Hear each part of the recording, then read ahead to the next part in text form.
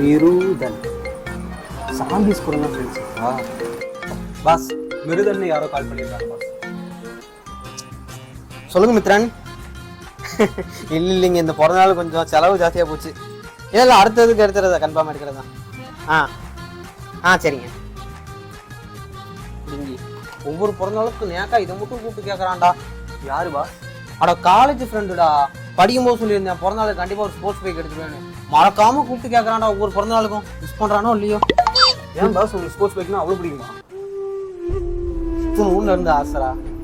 ஒவ்வொரு பிறந்தநாளுக்கும் நானும் வாங்கலாம்னு கனவோடையே இருக்கேன்.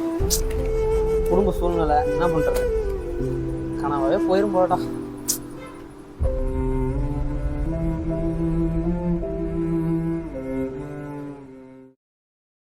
ஏய் எங்கடா கூட்டு போயிட்டு வாங்க பாஸ், இப்போ கண்ண தரங்க.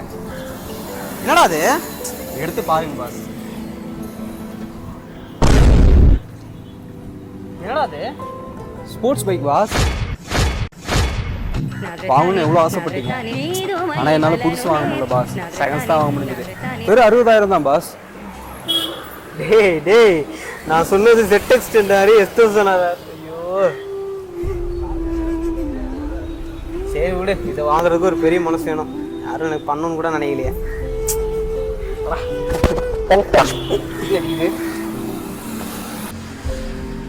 இது தவணாட்ட பாஸ். ஏன்டா பலகாரம் செஞ்சு போட்டிருக்கியா? இல்லை பாஸ், 1000 ரூபா முன்பணம் கட்டி எடுத்துட்டு வந்திருக்கேன். 10 மாதம் தான், மாதம் 6000 கட்டிட்டீங்கன்னு வச்சுக்கோங்க. வண்டி உங்களுக்கு தான் சொன்னாங்க. அப்படிங்க சாம்பார் ஆப் எனக்கு இரும்பு சாமா ஐயா பித்தாளைக்கு பேர் சம்பளம்.